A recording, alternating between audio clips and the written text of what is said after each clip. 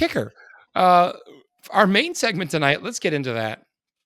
This is Kicker's first time, everyone, going to a team event. The LVTT was the first team event the Kicker was ever able to attend. No, let's be clear. I'm not playing. I am managing the event. You're managing, but last year you did not. You weren't able to go to the LVTT. You had other obligations. So this is the first year that you got to go to the LVTT. This is the first team event. I'm interested because Kicker, the internet keeps screaming it. Team format is the best format of 40K. And I want to know, buddy, if you agree to that. Okay, so I got to tell you, man, everyone and their mother, all the talking heads, all the pundits, and even just the average Joes, all that have gone to a team tournament say team tournaments are, I'm just going to drop the F-bomb, fucking amazing. Like that is the way that you should be playing 40K. There's our one F-bomb for the show. Yeah, it's our one F-bomb. Yeah, check it, market, right? No, seriously, everyone's talked about how this is the epitome of 40K. This is 40K at its finest. This is how competitive tournaments should be. And honestly, I just thought you guys are full of shit. Like, whatever, move on. Single events are, more popular for a reason or more common for a reason. I really could care less what everyone was saying until this weekend when I saw the team tournament firsthand and how that did roll out, and I'm blown away. Like that's what I want to play. Like I want to go play a tournament now that's a team-based tournament. The format was awesome. The camaraderie there was just insane. Let's just go down some of the pros, right? Because I was like watching this from a neutral point of view. We'll pro and con it. What's the pros? Pro and con it. First of all, you've got friends on vacation together, right? So you show like you're like, first of all, hanging out with your friends is fun, but now suddenly hanging out with your friends in Vegas or wherever is that much more fun. And you have this kind of cool built-in friend network. You show up. If your team plays, you may play against Bob from another team from, say, Nebraska, but as soon as you get to know Bob, then you immediately know all of Bob's teammates because they're going to all come and hang out. So like you saw quickly teams growing. So went from a group of 5 guys to only 10 guys all hanging out and being best friends. It was really cool, and I felt really lonely because I didn't get to hang out with a team at all. And then guys, honestly, there's less bullshit taking place at the event. People. I think it's either because they're playing with their friends or maybe the captain kept people in check, but people didn't lose their temper. People really, there was less instances of people getting frustrated or angry. Everyone was just really jovial and relaxed. And the few times that maybe tension did rise, clearly their friends or their teammates or their captain would step in and say, "Hey man, no worries, take it down a bit."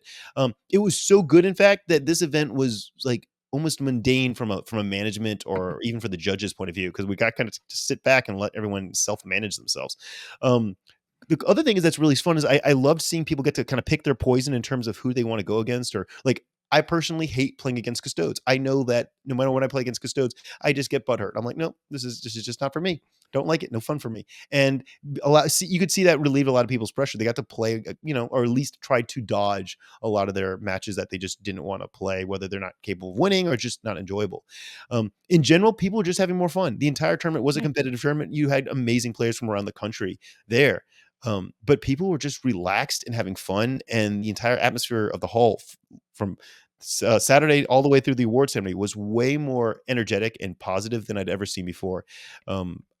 Absolutely, amazed. Oh, and then logistically, having a captain is so much more efficient for us because you only have one guy. Like we said, only captains come to the registration. So instead of having 250 people bombard the desk at 8:00 in the morning, it was 48 guys slowly walked the way up there and meet with me. So it was way easier, made registration go way faster. I had one point of contact for multiple people.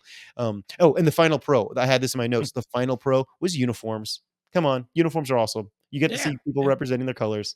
You gotta love it. Seth, you've played in a team tournament, right? Have you played? Yep. And your thoughts are? Am I missing any other pro? Is there something that kind of, as a player, maybe? I mean, yeah. As a player, kind of one of the big pros is, all right, sake of argument, I'm gonna be completely blunt here. I went to Cherokee and I dropped like the first game I played at Cherokee. Yeah. And I realized at that point, if I played and won out, there was like a slim chance I made the top 8. But really, after that first loss, I really wasn't, necessarily playing for any sort of placement. But I still had a fun time. Yeah. And I did actually win, I think, the rest of my games that event. But I really was just, at that point, it was my shot at the top was over.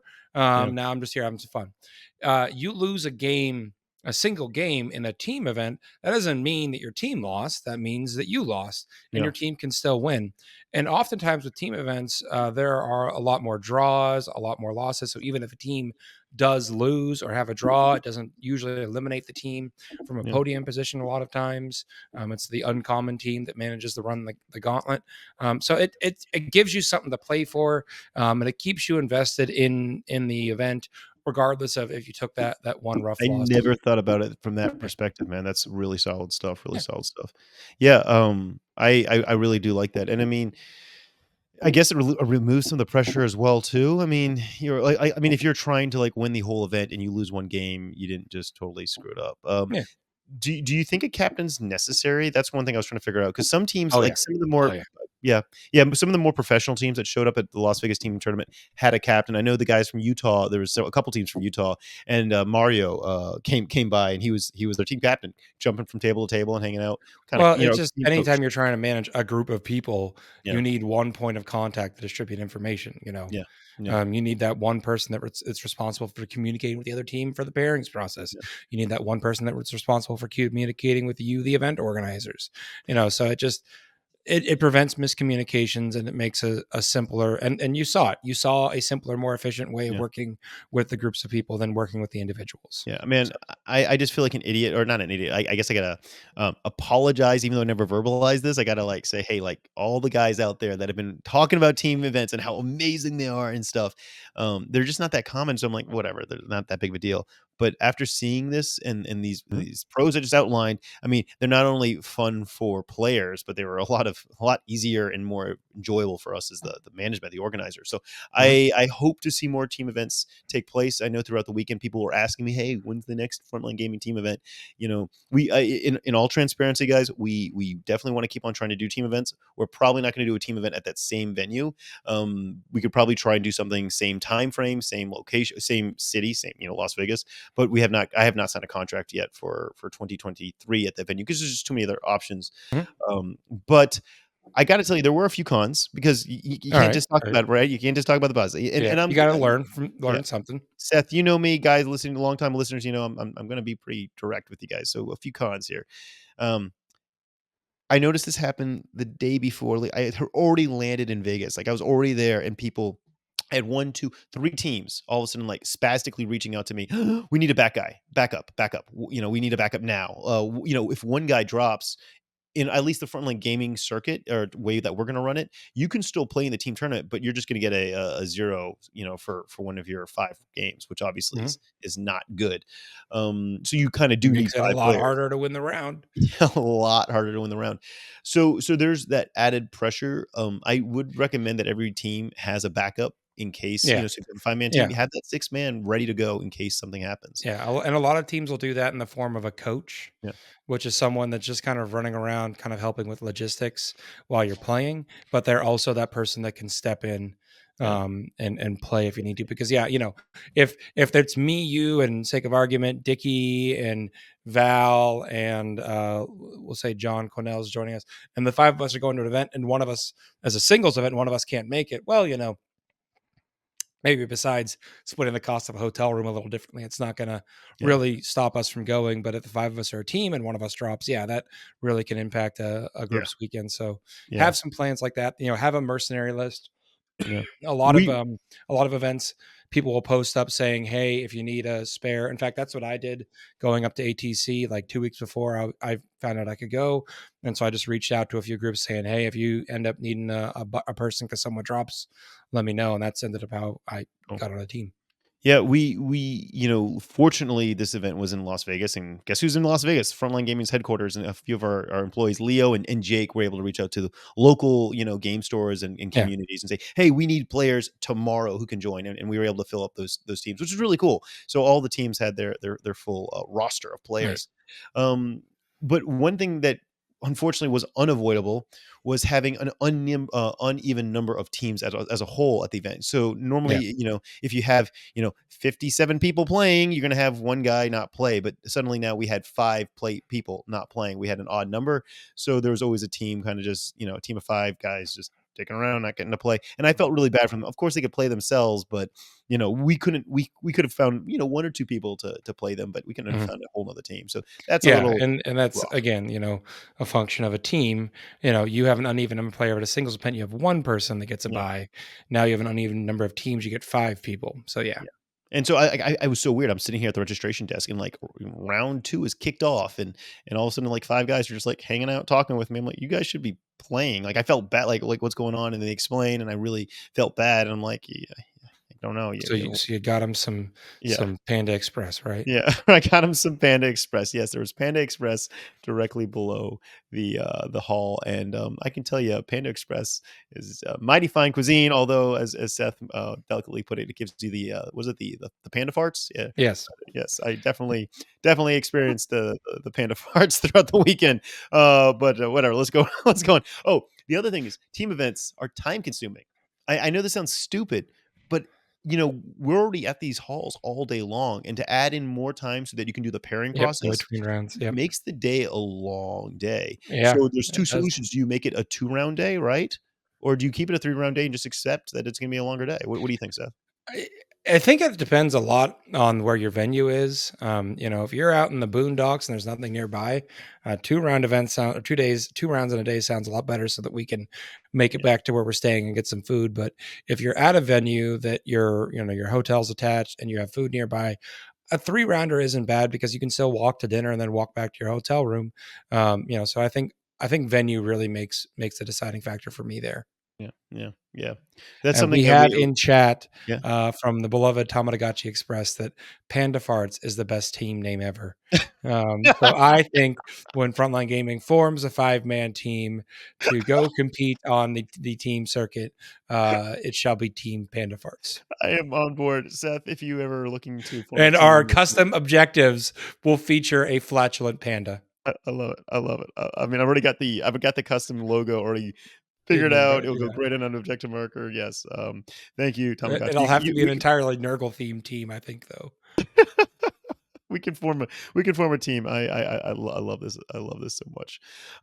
So yeah, overall though, it was a great experience. For some fun stories. I believe it was the one and only Brad Chester. It might have been someone else on his team, but I think it was Brad Chester. No, it And sounds definitely like a Bradchester thing. Brad Chester thing. Like he was walking around with one of those leather desk mats that you see at hotel rooms. Like he was just using it as his army tray. I guess he didn't bring an army tray, and so he's walking around with the part of the hotel room as his as his army tray. I'm like, you can't do that. That's not as bad necessarily as what happened at Texas, where people were using Yeah. the luggage trolleys as their army trays and pushing away. And the hotel management came out to me at Texas, like, you can't take all of our luggage carts and use Yeah. them for your I mean, arms. they can. They're just gonna get yelled at. Yeah. So we do a lot of events at Marriott properties, at Caesar's properties, or other places that we've been going to for years and years. The Yeah. Palace Station is not very familiar with what we do during our events. So a lot of their staff, security, the whole support network is like, what is going on in here? Like, why are all these grown men walking around with little miniatures? And that was always a fun conversation that I got to explain each morning. And as we were talking about, Panda Express is really good. I started to realize that having a lot of food options nearby is really good, so that you can have variety in case you want to Mhm. avoid Panda Express's farts on days. Yes, unless you're like, I wish to not have the panda farts today. Yeah, yeah. The food in the hall was really, really good, but it was basically just your standard chicken nuggets and Yeah. cheeseburgers, and I I really have no wanted. problem with chicken nuggets. I could Yeah, no, just but I don't want to eat the same thing 2 days. Can you eat the same thing 2 days in a row? yes, I can eat. Okay, All good. right. So we're on a tangent here, kicker. All right, let's do it. So my like desert island food, like if you were stuck on a desert island, can only have one thing to eat there is pizza. I could eat Pizza. pizza. And when I say I could eat pizza every meal, every day, I'm not kidding. I've done it. Um, not when I was in college, like you would think, Yeah. but actually years ago, when my mother turned 50, she had a very large birthday party for herself, and we had pizza catered, and we ordered way too much pizza, and so we like had a half a freezer full of pizza that like for a summer Oh, I this was isn't even like, fresh pizza, oh man. yeah, baby, and Ah. just like lived off pizza for a summer. I can respect that, Seth, that ability to just eat the same food, but I like a little bit of variety. Although, as some of you guys may know, Really cereal? If you had to cereal. eat cereal every meal, would you be I have disappointed? like I'm not lying, at least 30 different boxes of cereal in my pantry right now, and most of them are open because I pick and choose throughout the week. So variety. Although if you were on Cruise Hammer with me or and the rest of the Frontline Gaming crew, you'll notice that I do eat a lot of chicken, but I always put different sauces on it, like teriyaki sauce, barbecue sauce. So I kind of mix it up, but a lot of chicken. Right. All right, Well, all in right. chat, we have votes right now for New Mexico style enchiladas as an everyday meal. I don't Oof. know what the difference is between an enchilada and a New Mexico style enchilada is. Everything tastes better in Um, New Mexico if but it's that sounds it sounds a little bit productive for me in terms of what it might cause. So um, productive. yes, that's the way I'm going to go with it. All right. We've Well, got votes for tacos and fried chicken. I mean, that's Mark really good though. clarified. Tacos are a really Yeah, solid yeah, choice. Mark clarified that New Mexico style is green chilies. Yes, yes, yes, yes, yes. Okay, well, definitely mine would be cereal, but but it had to be a mix of cereals. Like none of this, I can't just eat Cocoa Pebbles or Golden Grams every Ooh, single what if? Oh man, I think I know how to ruin kicker. What do if it. we took like a garbage bag and just put 20 different boxes of cereal and opened up and dumped them in the bag and just shook the bag around and then just mixed all these different. You would have an aneurysm. Yes, I am a little OCD when it comes to my cereal. I don't want to You'd be mix my sitting Fruit there Loops with a with my garbage cookies. bag trying to sort them all out. Kill them. All right, guys. No one's gonna do that at LVO. I promise. Please do not give me a garbage bag of mixed cereal at LVO.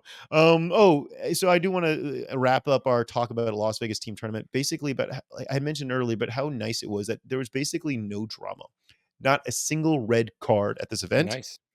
There was not really any confrontations, no issues. And I think it goes back to the concept that you're there with your friends are Mhm. keeping you in check, everyone's on their best behavior, captains are intervening if necessary. So, like, that's really kind of cool to go to an event and I just sat down at the registration desk most of the time and didn't have to do anything. So except worry about my panda farts. Pretty wonderful way to spend a weekend. Seth, why don't you take us into the competitive 40K news? So yeah, I've been, as everyone's know, away for a few weeks. So I've been keeping an eye on the stats, and we've kind of the folks over at StatCheck did a deep dive into the stats for September, and we are about as close to a balanced meta as we can get. We have no factions that are breaking that 60% win rate. There Yeah. are a few factions that are a little lower on the win rate that could use a little bump up, like your AdMech, your Guard, your Space Marines. But overall, nothing that's really super out there in terms of power level that is just kind of dominating.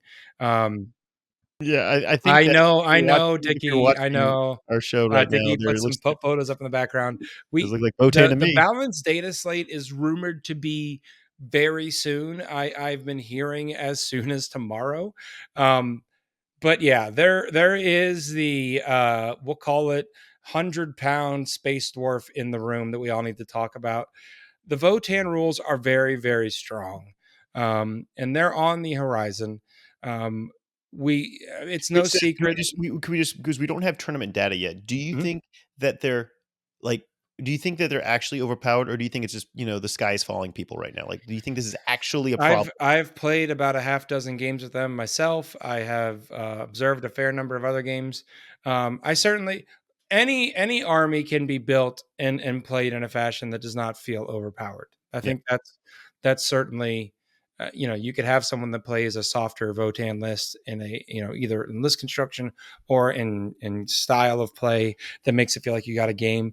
But if someone really wants to take a Votan list and really take the hardest hitting stuff they can, um, it's damn near insurmountable. I mean, you can ask our lovely tech priest. I watched this beloved soul try for weeks to figure out a way around the Votan menace, um, and it's sometimes it just feels like there's no game to be played. Seth, let's bring in Um, our beloved tech priest right now so yeah. we get his as the victim of this abuse. Let's Victim. get tech priest in tech to give us your experience on the No pressure, tech priest no Sticky. I pressure. was like, yeah, I was like, how do I make this not sound they're really good. They're just really efficient at everything that they have to do.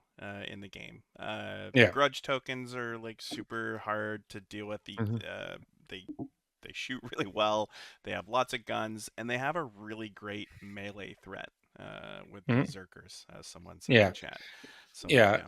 The only weakness to their game is their secondary plan. But if yeah, I'm honest, if your army isn't alive on the table, I yeah. don't care what secondaries I took. Yeah. I won.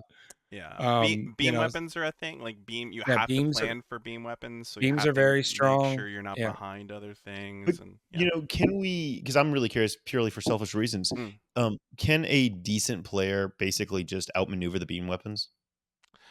If you're smart, you won't get hit by a beam weapon because you won't have Yeah. things behind other things. But Yeah. that plays into maybe what the Votan player is trying to make you play into, right? So Yeah. yeah, I think the best way to describe right now kind of what is coming down the pipeline, and Dickie and I were in a conversation earlier today, and I'm gonna repeat kind Mm. of some opinions that were shared there.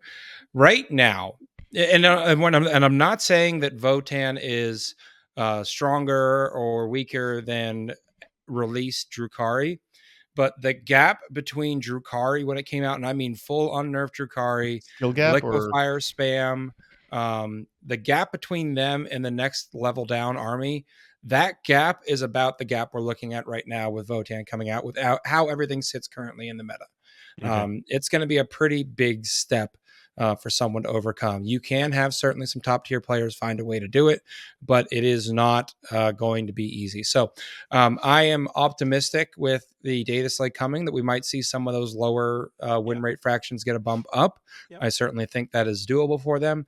And I am hoping that GW is hearing the early reactions yeah. and might see some adjustment. I can't really think of, everyone's throwing around ideas game mechanic wise what you can do about It's tough. Votan. I certainly think the knee jerk ban them Yeah, is a little much, because if you don't have the data to say how out of line a codex is, you're never going to get the powers And to be to and make any it's not just changes. the mm, overall how out of line, but you can't ban them because you need to give the opportunity to see what elements of the codex are the most I don't know, Exactly. horrendous. egregious. Yeah, Yep. So exactly. We need the data to say this is the thing, and to really hone in where can we make adjustments in this codex to really bring them into line. Um, to take, is our rules that we can change? Is it just Votan need to be, an extra 50% of points on top of everything, or something Yeah. like that, or double the points, Uh, what do we have to adjust? What levers do we have to pull in this giant machine of balance to make those lists come into line with everyone else? I wanted yeah. to talk about the ban conversation, and I know that's going around as this meme of uh, Germany banned Votan. I got to be honest, Germany bans Germany didn't ban, everyone. but yeah, Yeah, they didn't. They yeah, didn't ban them, but they also generally don't play with codexes yeah. before they have a first fac. So Yeah, Okay, and that makes Germany is no FAQ, no play, and yeah, that there makes are events that run like that. yep, but that makes sense, right? Like that makes Yeah, sense. GW has been very responsive in updating codexes, and Seth. So I kind of actually like that. Now I am please before you start bombarding me, I am not the guy that determines the actual rules or Oh, formats everyone, of the tournaments at get 40K. Decker.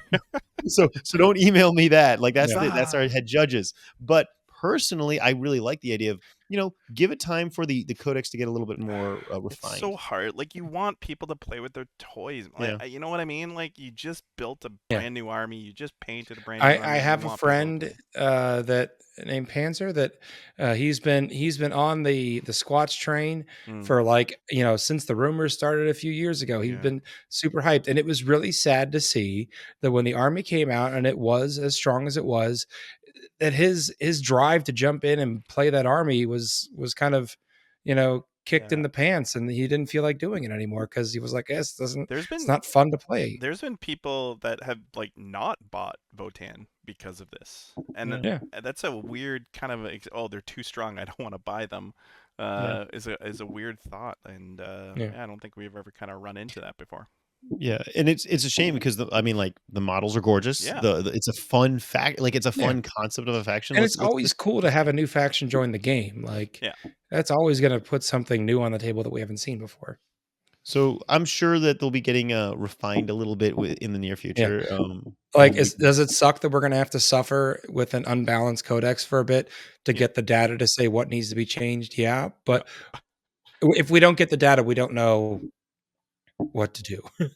Yeah. We can play one test game and try to make decisions, but if you've ever tried, and this is for my competitive friends in the chat here, if you've ever tried to play one game with your list and then edit it and then play the next game and then edit it and then play the next game and then edit it, you just keep chasing your tail trying to figure out what's the right list and combination and this and that and the other, and you never get anywhere. You need that 6, 7, 8, 9 reps on a single list to really get the feel for, was that just one poor showing with that list, or was, no, this is a consistent deficit and I need to fix it.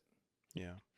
Yeah, well, it's going to be, obviously they're going to be shaking up the world. We have SoCal in less than a month, at the end, next month. So that's obviously a major tournament. There's other major tournaments that are going to start letting them play. Lots The of them. ruling for you, those in the chat and those listening at home later on in the week, the ruling at SoCal is pretty clear, and we updated the packet today to explain how Votan works. You can play models that are released already, but you can't play models that aren't released, even if you have a 3D proxy, because we don't know the actual size. Yeah. So And that has always been the judge's rule when it comes to conversions, is knowing the actual dimensions of the GW model to know that your conversion is appropriately sized. Yeah. So I mean, if the models get released soon, the rest of the line, right? We know we have a couple vehicles and all the berserkers. Once that all gets released, we can start incorporating them into our tournaments. Obviously, they'll be in play at LVO, but we'll have plenty of time by LVO to see what GW does to adjust their rules. Take us out. Well, that is all we have for this week. Thank you so much for joining us. We really hope you enjoyed this episode of Signals from the Frontline. Have a great week, and we will see you next Wednesday. Good night, guys.